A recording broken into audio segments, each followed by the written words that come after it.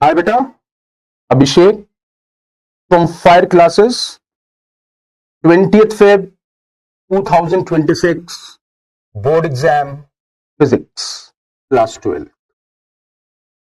सी बेटा, 2 दिन पहले पढ़ने को तो बहुत कुछ है, क्या क्या पढ़ लिया जाए, क्या क्या देख लिया जाए। तो मेरा ये जो लेक्चर है छोटा सा, ये सिर्फ उन बच्चों के लिए है जिनकी प्रिपरेशन अच्छी नहीं है, जिन्होंने बहुत ज्यादा अच्छे से साल भर पढ़ाई नहीं की है। लास्ट टाइम में वो लोग क्या कुछ देख लें कि एटलीस्ट निकल जाए पेपर में। आप देख ही रहे हैं फिजिक्स के पेपर का लेवल टफ आ रहा है, तो कम से कम इतना तो हम देख लें, इतना तो हम कर लें कि पेपर में हम निकल जाएं। तो मैं कोई लेक्चर नहीं लूंगा आपका कि not of any topic. What I will tell you, I will just tell you the topics which you should see before going for the exam, है ना। एग्जाम सीट पे बैठने के पहले, या मैं बोलूं एग्जाम में जाने के पहले, ये टॉपिक्स आपको देख के जाने हैं। कर लोगे 2 दिन में, आप इतना तो कर लोगे, अगर चाहोगे इतना तो कर लोगे। 2 दिन में करना क्या है, 2 दिन में बस सब कुछ दिमाग में भर लेना है, ये ऐसे है वो ऐसे है। और मैं जो भी बताऊंगा आपको सारी बहुत शॉर्ट वेज में बताऊंगा कि एटलीस्ट पेपर में आप लिखो, आपको ये चीजें मतलब ऐसा आना चाहिए कि हाँ बेसिक प्रिंसिपल्स आपको मालूम है। क्वेश्चन में कुछ दूर हेड करना, कुछ दूर जाना, स्टेप मार्किंग भी होती है। तो एनी हाउ हमको कुछ ऐसा कर लेना है कि हम पेपर में निकल जाए। मैं फिर से बोल रहा हूं बेटा, जिन बच्चों ने साल भर बहुत अच्छे से पढ़ाई की है, ये वीडियो उनके लिए नहीं है। वो तो अपना आराम से पढ़ के थोड़ा पूरा एकदम अच्छे से पेपर दें। लेकिन जिन बच्चों की प्रिपरेशन अच्छी नहीं है, वो लोग इस वीडियो को बहुत बहुत बहुत ध्यान से देखेंगे और प्लीज फॉलो भी कीजिएगा। एग्जाम देने के बाद आपको समझ में आएगा कि मैं ऐसा क्यों बोल रहा था, क्योंकि मैं जितने भी टॉपिक्स आपको बताऊंगा, आपको उन टॉपिक्स के आसपास क्वेश्चन मिलना पक्का है ना। तो बेटा फिजिक्स में 2 पार्ट है, फर्स्ट पार्ट और सेकंड पार्ट। अगर हम ऐसे देखें बेटा, तो फिजिक्स में स्कोरिंग ज्यादा सेकंड पार्ट है, क्योंकि in comparison to first part बच्चों को सेकंड पार्ट ज्यादा इजी लगती है, और है भी सेकंड पार्ट फर्स्ट पार्ट से इजी है। तो पहले मैं आपको सेकंड पार्ट के बारे में ही बताऊंगा कि आपको उसमें से क्या क्या पढ़ लेना है और क्या क्या आप छोड़ सकते हो। तो वो सब तो नहीं पढ़ पाओगे, 2 दिन में सब तो नहीं देख पाओगे, और कोई टॉपिक होगा उसको पूरा भी नहीं हो सकता याद हो पाए। लेकिन कैसे एक टच हम उसको दे सकते हैं कि एटलीस्ट हम उतना लिख के आ जाए पेपर में, है ना। तो बेटा second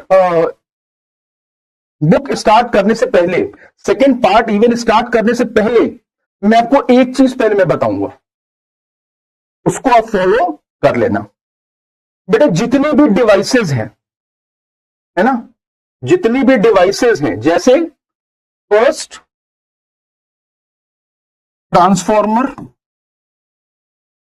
transformer, second generator, third moving coil galvanometer, and fourth rectifier, fifth compound microscope, 6 astronomical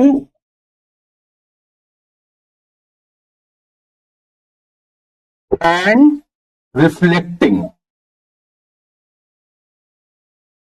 telescope both.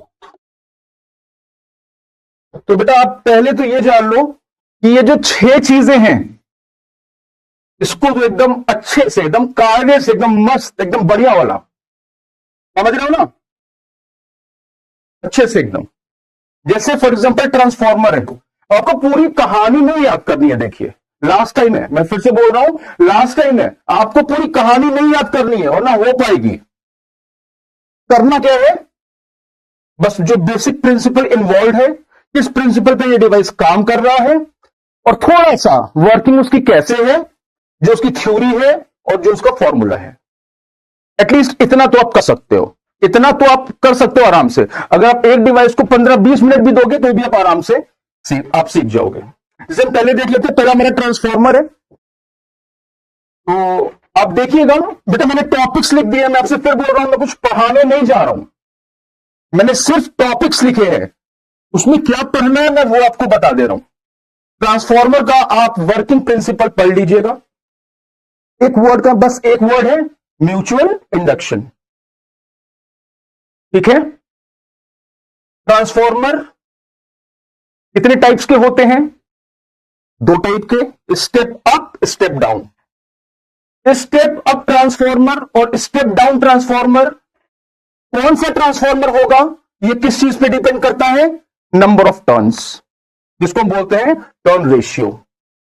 तो इसमें फाइनली ये निकल के आता है कि ES upon EP is equal to NS upon NP। मतलब अगर सेकेंडरी में टर्न्स प्राइमरी से ज्यादा होते हैं, मतलब अगर न्यूमरेटर ज्यादा है डिनोमिनेटर कम है, तो ES will B also greater than EP। ES will B also greater than EP। ये थोड़ा सा इस टाइप का होगा आपका ट्रांसफॉर्मर। अब जब आप देखेंगे थोड़ा सा इस टाइप का होगा, थोड़ा सा इस टाइप का होगा, इस टाइप का, इस टाइप का।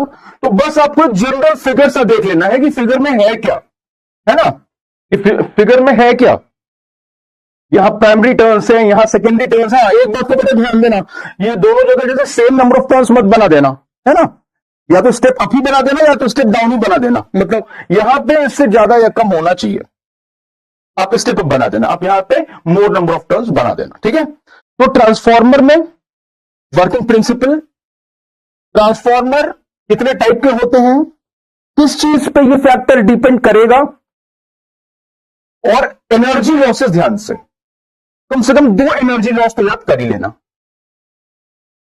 एनर्जी लॉसेस बहुत है, कॉपर लॉस है, फ्लक्स लीकेज है, और फिर आपका हमिंग लॉस है, और फिर इसके बाद आपका कॉपर लॉस है, एडी करंट लॉस है, बहुत लॉसेस हैं। तो कम से कम 2-3 लॉस आप याद कर लेना, कभी कभी पूछ लेता है 1-2 नंबर में। ठीक है, तो ट्रांसफॉर्मर बेटा छोड़ना मत, ट्रांसफॉर्मर विथ फिगर। फिगर बहुत सिंपल सा होगा, principle mutual induction, types step up step down, formula step up में ES will be greater than EP, step down में ES will be less than EP। एकदम एक इजी वे में, एकदम एक इजी वे में एक फॉर्मेट फॉलो कर लीजिए कि ट्रांसफॉर्मर का ये फॉर्मेट है, बस मेरे को यही लिख के आना है। अगर ट्रांसफॉर्मर से क्वेश्चन आता है तो, अगर आपको ना समझ में आ रहा हो कि मैं क्या करूं, ये क्वेश्चन बता, आप इतना लिख के आ जाओगे। Got my point? ठीक है बेटा, चल आगे चलते हैं। जनरेटर, जनरेटर अगेन पहले आपको क्या लिखना है, वर्किंग प्रिंसिपल। क्या होता है जनरेटर में working principle, electromagnetic induction, EMI। यहां पे म्यूचुअल इंडक्शन था, यहां पे इलेक्ट्रोमैग्नेटिक इंडक्शन है। फिगर बना देना है, एक कॉइल होती है, आती है ना, एक मैग्नेट, 2 मैग्नेट के पोल्स होते हैं, तो ये सब आपको बना देना है। स्प्लिट रिंग्स वगैरह होती हैं, वो आपको बना देना है। आगे एक एक्सटर्नल लोड रेजिस्टेंस लगा होता है, बड़ा सिंपल सा फिगर है, उस फिगर को बना देना है। तो जनरेटर में पहले working principle, working principle, working principle, working principle and figure, ये तो आपको कर ही देना है। हो सकता है आप इसकी वर्किंग को डिफाइन नहीं कर पाओगे, है ना, लेकिन फिर भी इसमें जो रोटेशन ऑफ द कॉइल होता है वो किस बेसिस पे प्रिडिक्ट किया जाता है, कौन सा रूल लगता है, वो जरूर लिख देना, है ना। होता है Fleming's right hand rule, right hand, कम से कम इतना तो लिख ही देना। जनरेटर क्या है, अगर जनरेटर देखे बेटा तो अगर सही मानो तो जनरेटर एक मिसनॉमर है, तो जनरेट होता ही नहीं है। Just mechanical energy is converted into electrical energy. तो जनरेटर एक मिसनॉमर है ना, तो कुछ भी जनरेट नहीं होता है, बस मैकेनिकल एनर्जी इलेक्ट्रिकल एनर्जी में कन्वर्ट हो जाती है। Working principle very easy, EMI होता है। ईएमआई मैंने आपको बता दिया, इलेक्ट्रोमैग्नेटिक इंडक्शन, है ना। ये हो गया वर्किंग प्रिंसिपल। आप इसका प्यारा सा फिगर बना दोगे। और वर्किंग अगर आप बहुत अच्छे से नहीं लिख पाए कि पहले वॉल ऊपर आ रही है फिर उसका कौन सा पार्ट नीचे, अगर आप नहीं लिख पाए तो कम से कम आप इतना बोल आप लिख देना, it is given by Fleming's right hand rule, है ना। और जिसका फाइनल फॉर्मूला निकल के आता है वो आप जरूर से लिख देना, ठीक है। जो उसका फाइनल ईएमएफ जो निकल के आता है वो आप जरूर से लिख देना, एनबीए ओमेगा, वो आप जरूर से लिख देना, ठीक है। आगे चले हम, चलो बेटा तीसरा देख लेते हैं, मूविंग कॉइल गैल्वेनोमीटर। हाँ अच्छा बेटा, मैं एक चीज देखिए आपको ट्रांसफार्मर में बताना भूल गया, इसका न्यूमेरिकल अगर आता है तो वो भी बड़ा इजी होता है, और एक ही फॉर्मूला बस आपको जानना है। मैक्सिमम नंबर ऑफ क्वेश्चंस जो ट्रांसफार्मर से आते हैं उसमें एफिशिएंसी 100% होती है। ट्रांसफार्मर 100% एफिशिएंट होता है, मतलब इनपुट आप जितना दोगे उतना ही आपको आउटपुट मिलता है, ठीक है। तो बेटा आप एक फॉर्मूला बस अब याद करके रखो और देखना कि आपको क्या क्या गिवन है और क्या निकालना है। अपने आप आपको गिवन डाटा अगर आप एक बार लिख लोगे और फॉर्मूला लिख लोगे तो आप उसका न्यूमेरिकल भी बहुत इजीली निकाल लोगे। फॉर्मूला ये होता है ट्रांसफार्मर का, ES upon EP is equal to NS upon NP is equal to IP upon IS। मतलब voltage in secondary upon voltage in primary is equal to number of turns of secondary upon number of turns in primary is equal to current in primary upon current in secondary. आपको data given होगा, आप देख लेना क्या क्या given है और कौन सा फॉर्मूला आपको लगाना है। आपको ये दोनों यूज करके निकाल लेना है कि आपको ये दोनों यूज कर लेना है कि आपको ये दोनों यूज करना है, बहुत इजी होगा, क्योंकि मैक्सिमम क्वेश्चंस में यही होता है कि ट्रांसफार्मर आपको 100% एफिशिएंट है ना। समझ गए? तो इस फॉर्मूले को भी आप जरूर से लिख देना, है ना। और बेटा थोड़ा सा आगे चलते हैं, मूविंग कॉइल गैल्वेनोमीटर। अगेन बेटा, अगेन मैं बोला इसका वर्किंग प्रिंसिपल एकदम से याद कर लेना, करंट डिपेंडेंट टॉर्क, ठीक है। अच्छा, मूविंग कॉइल गैल्वेनोमीटर में बेटा खासकर आपको क्या क्या याद कर लेना है मैं आपको बता दूं, एकदम अच्छे से लिख दीजिएगा। बेटा जो कॉइल होता है ना, जो कॉइल होता है जो रोटेट करता है, वहां पर बेटा बीच में एक सॉफ्ट आयरन का सिलेंडर लगा होता है ना। तो उसकी वो क्यों लगाते हैं, सॉफ्ट आयरन का सिलेंडर क्यों लगाते हैं, why? To intensify the magnetic field, क्योंकि उसकी परमिएबिलिटी ज्यादा होती है। तो मैं आपको बता दूं, मूविंग कॉइल गैल्वेनोमीटर में बेटा देखो मैं जो लिख रहा हूं ना, ये सब थोड़ा सा आगे पीछे ऊपर नीचे खचपच है थोड़ा सा, तो मैं कुछ पढ़ा नहीं रहा हूं आपको, बस वो चीजें बता रहा हूं जिस पे आपको कॉन्सेंट्रेट करना है इन द लास्ट 2 डेज। बस अब बुक खोलो या कॉपी खोलो जहां भी आपने लिखा है और इन चीजों को देख लो, है ना। तो मूविंग कॉइल गैल्वेनोमीटर का बेटा जो वर्किंग प्रिंसिपल है, what is that? Current dependent torque. मैंने आपसे बोला कि इसमें एक सॉफ्ट आयरन की सिलेंडर होती है, कॉइल के बीच में लगा होता है, क्यों? Because it intensifies the magnetic field. और क्यों वो ऐसा करता है? क्योंकि उसकी परमिएबिलिटी हाई होती है, ठीक है। तो ये इतना आपको याद होना चाहिए कम से कम।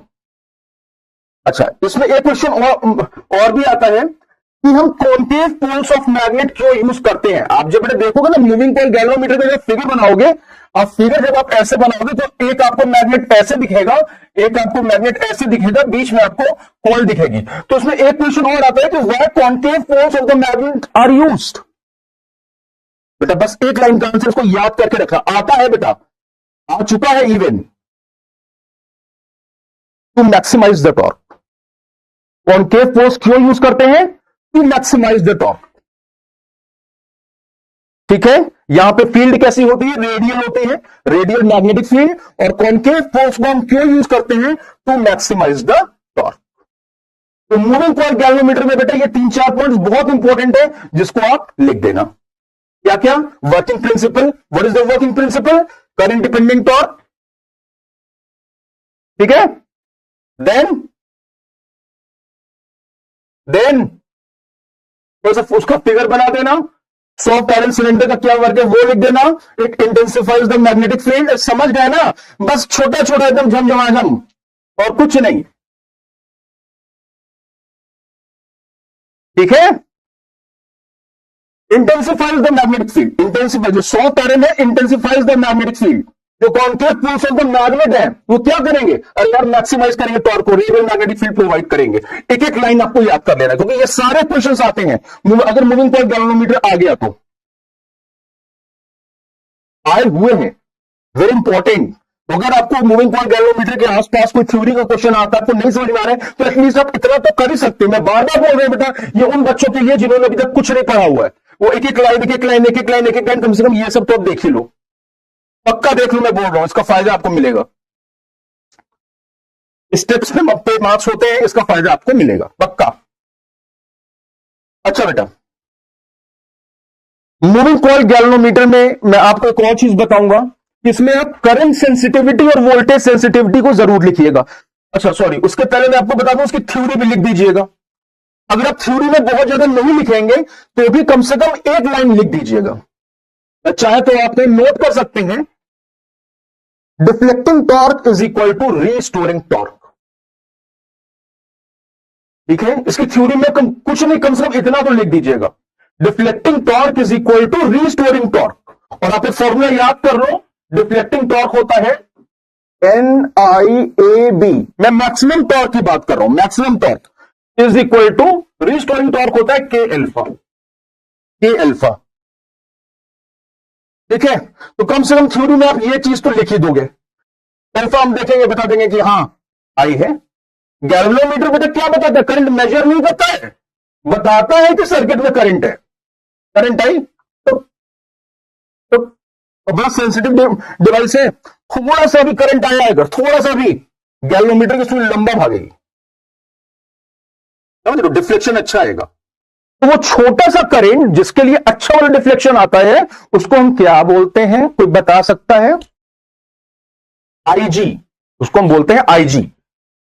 अगर आप लोगों ने, कुछ बच्चों ने अगर पढ़ा होगा तो न्यूमेरिकल्स इस पे सॉल्व होते हैं, लेकिन अभी मैं आपको नहीं बोलूंगा कि आप वहां पे जाओ, आप उन सब पे जाओ। फिलहाल आप इतना तो कर ही लो कि मूविंग कॉइल गैल्वेनोमीटर का प्रिंसिपल क्या है, करंट डिपेंडेंट टॉर्क, उसका कंस्ट्रक्शन देख लो, सॉफ्ट आयरन सिलेंडर का और कॉनकेव पोल्स ऑफ मैग्नेट का यूज देख लो। सॉफ्ट आयरन सिलेंडर क्या करेगा, इंटेंसिफाई करेगा मैग्नेटिक फील्ड को, कॉनकेव पोल्स ऑफ मैग्नेट क्या करेंगे, मैक्सिमाइज करेंगे टॉर्क को, रेडियल फील्ड को प्रोवाइड करेंगे, ठीक है। इसके बाद थ्योरी में नहीं, अगर आप लंबी कहानी लिख पाए, अगर अच्छे से अगर उसको डिस्क्राइब नहीं कर पाए, तो कम से कम ये एक लाइन तो लिख दीजिएगा कि deflecting torque is equal to restoring torque, और ये फॉर्मूला आप लिख दीजिएगा, ठीक है बेटा। एक दो चीजें और बता दूं, जब गैल्वेनोमीटर के बारे में लिखोगे ही तो एक दो चीजें और ऐड कर देना, करंट सेंसिटिविटी और voltage sensitivity.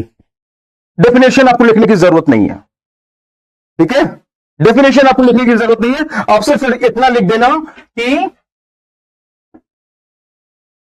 IS current sensitivity is equal to alpha upon I, और VS voltage sensitivity is equal to alpha upon IR, बस ये दो चीजें आप लिख देना। इसके बाद बेटा मूविंग कॉइल गैल्वेनोमीटर में अच्छा एक टाइप का क्वेश्चन भी अक्सर आता है, conversion into ammeter and voltmeter. तो बेटा मैं आपको समझाने तो देखिए पूरा नहीं जा रहा हूं कि वो कैसे आप उसको कन्वर्ट करोगे, क्या करोगे, लेकिन उसको आप पर जरूर से लेना, उसका फिगर आप जरूर से बना लेना कि गैल्वेनोमीटर को एमीटर में कन्वर्ट करने के लिए शंट लगाते हैं, लो रेजिस्टेंस एक शंट लगाते हैं, कहां लगाते हैं, पैरेलल में, कहां, पैरेलल में, ठीक है। और एक गैल्वेनोमीटर को एक वोल्टमीटर बनाने के लिए एक हाई रेजिस्टेंस लगाते हैं, कहां लगाते हैं? सीरीज में। कहां लगाते हैं? सीरीज में। तो conversion of a galvanometer into ammeter and voltmeter, figure जरूर बना दीजिएगा और फॉर्मूला रख लीजिएगा कि शंट कितने का यूज हुआ, एस की क्या वैल्यू है, और जो आपने उसको वोल्ट मीटर में कन्वर्ट कर दिया है तो वी की वैल्यू कितनी है। फाइनल फॉर्मूला आप लिख दीजिएगा। इसके न्यूमेरिकल्स अगर आपने नहीं लगाए हैं तो आपको थोड़ा सा दिक्कत आएगी। अगर अगर अगर जो फॉर्मूला याद करेंगे, अगर फॉर्मूला बेस्ड न्यूमेरिकल आ गया तब तो 2-3 स्टेप आप जितना कर पाओ आप कर देना। और अगर फॉर्मूला बेस्ड नहीं आया, अगर आपको उसमें थोड़ा सा लग रहा है कि यार उसमें कुछ क्रिटिकल है, कुछ इसमें कुछ समझ नहीं आ रहा है, ठीक है, आप जितना गिवन वगैरह आप लिख पाओ या आप जो भी उसमें लिख पाओ, लेकिन कम से कम इतना तो आप लिख ही देना, ठीक है। और ध्यान देना अगर न्यूमेरिकल वगैरह इसका आता है ना तो एक चीज हमेशा आपको उसमें देता है, आईजी हम उसमें पहचान नहीं पाते हैं तो उसमें वो वर्ड्स में लिख देता है कि this galvanometer gives a full scale deflection for this much amount of current. तो पूरा डिफ्लेक्शन जितने थोड़े से करंट के आता है बेटा उसी को आईजी बोलते हैं। क्या बोलते हैं? उसी को आईजी बोलते हैं। अब बाकी इसका न्यूमेरिकल आप देख लेना, अगर आप लोगों ने लगाया हुआ है तो वेरी गुड, और अगर नहीं लगाया हुआ है एक बार देख, आप फिर भी एक बार देख लो, अगर समझ में आता है तो वेरी गुड, अगर एग्जाम में फॉर्मूला बेस्ड आ गया तो वेरी गुड, और अगर नहीं आया तो छोड़ देना, नो प्रॉब्लम। नहीं, ये तो नहीं बोलूंगा नो प्रॉब्लम, लेकिन फिर भी क्या कर सकते हैं, फाइनल टाइम है, कम से कम इतना तो करना है कि नंबर लेके निकल जाना है ना। पेपर तो निकालना है, पेपर में तो पास होना है, तो कम से कम वो चीजें तो हमको देखनी ही है, ठीक है बेटा। तो चलो, हमारा ट्रांसफार्मर जनरेटर के बाद क्या हो गया? Moving coil galvanometer. फिर आ जाओ रेक्टिफायर। रेक्टिफायर का बेटा काम लिख देना कि पहले रेक्टिफायर का काम होता क्या है, to convert AC into DC, ठीक है। कितने टाइप के होते हैं? 2 टाइप के होते हैं, half wave and full wave. दोनों का फिगर याद कर लेना। एक में 1 डायोड यूज होता है, एक में 2 डायोड यूज होते हैं, थोड़ा बहुत आप लिख भी देना। और उसका आउटपुट वेव फॉर्म जो है, इनपुट और आउटपुट वेव फॉर्म, वो जरूर से बना देना अगर रेक्टिफायर आता है तो। फिलहाल आप लोगों को सेमीकंडक्टर में एक ही डिवाइस है रेक्टिफायर, तो उसके आने के चांसेस बहुत होते हैं। तो अगर रेक्टिफायर आप चाहो तो अच्छे से एक बार देख लो, दोनों half wave and full wave, ठीक है। अरे बोलो भैया, ठीक है, गेटिंग मी, समझ में आ रहा है कि सर जी बस अब चालू रही है? चलो अच्छा, थोड़ा आगे चलते हैं, ये भी हो गया। इसके बाद बेटा थोड़ा सा ऑप्टिक्स में आ जाओ। कंपाउंड माइक्रोस्कोप, फिगर बना के इसके मैग्निफिकेशन का डेरिवेशन तक अच्छे से देख लेना। फिगर बना के इसके मैग्निफिकेशन तक का डेरिवेशन अच्छे से देख लेना। अगर बीच में 2 स्टेप डेरिवेशन आप भूल भी रहे हो तो कोई बात नहीं, लेकिन इसको रट लेना। आता है कंपाउंड माइक्रोस्कोप, बहुत बार आ चुका है, और एस्ट्रोनॉमिकल टेलीस्कोप भी आप देख लेना अच्छे से। और खासकर कौन से, when the final image is formed at capital D, ठीक है, when the final image is formed at capital D. ये वाला केस तो पक्का देख लेना, ठीक है। रिफ्लेक्टिंग टेलीस्कोप भी आप एक बार देख लेना हल्का सा, और क्या उसके एडवांटेजेस वगैरह होते हैं 1-2 वो देख लेना। तो कम से कम इतना तो देख ही लेना। और न्यूमेरिकल में बेटा बता रहा हूं, देखो अगर अभी तक नहीं किया है तो फिर समझ में आना मुश्किल है, क्योंकि उसमें काफी टर्म्स होते हैं। एफओ है, एफई है, ऑब्जेक्टिव का फोकल लेंथ है, आईपीएस का फोकल लेंथ है, तो यहां पे ऑब्जेक्टर का यूई है, वो यू, तो अब उसको समझना बहुत मुश्किल होगा। लास्ट टाइम में उसको आप नहीं कर सकते। फिर भी मैं आपको बोलूंगा कि अगर आप समझ पाओ, देख पाओ थोड़ा सा, तो ऐसे क्वेश्चंस देख लो जिसमें कि ट्यूब लेंथ के बारे में पूछा हुआ है और एंगुलर मैग्निफिकेशन के बारे में पूछा हुआ है। इन 2 से न्यूमेरिकल बहुत आते हैं। अगर डिवाइस आई कंपाउंड माइक्रोस्कोप या टेलीस्कोप अगर आई तो इन 2 से न्यूमेरिकल्स आते हैं, ठीक है बेटा। वेव ऑप्टिक्स से वाईडीएससी एकदम अच्छे से देख लो। यंग्स डबल स्लिट एक्सपेरिमेंट एकदम अच्छे से देख लो, एकदम अच्छे से। फिर फ्रिंज विड्थ का एक बार आप डेरिवेशन देख लेना। और बेटा एक फॉर्मूला है जिसमें जनरली कभी सवाल आता है और बहुत इजी है, आप एक बार देख लेना कि I1 by I2 is equal to A1 square upon A2 square. यहां पे ये इंटेंसिटी होती है, ये एम्पलीट्यूड होता है ना। एक ये वाला फॉर्मूला है इज इक्वल टू, फिर है W1 अपॉन W2, ये वाला फॉर्मूला आप देख लेना। I max upon I min कई बार पूछ लेता है निकालने के लिए, what is the ratio of maximum to minimum intensity. तो ये वाला फॉर्मूला आप एक बार देख लेना। इसके अलावा फ्रिंज विड्थ वाले न्यूमेरिकल्स देख लेना, अगर देख पाओ तो मैं बोल रहा हूं, अदरवाइज वेव ऑप्टिक्स से मैं आपको सिर्फ दो ही चीज बोल रहा हूं। हाइजेंस प्रिंसिपल के पॉइंट्स पढ़ लेना और हाइजेंस प्रिंसिपल के बेसिस पे रिफ्लेक्शन और रिफ्रैक्शन देख लेना, पक्का से देख लेना।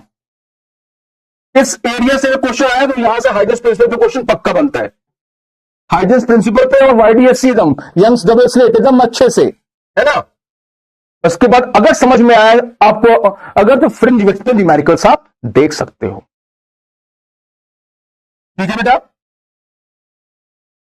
ओके। तो एटलीस्ट मैंने डिवाइसेस के बारे में और जो भी थोड़ा सा इंपॉर्टेंट वो था वो तो मैंने आपको बता ही दिया। अब अपने नेक्स्ट वीडियो में मैं आपको बताऊंगा जो साइड के टॉपिक्स है उसके लिए आपको क्या करना है।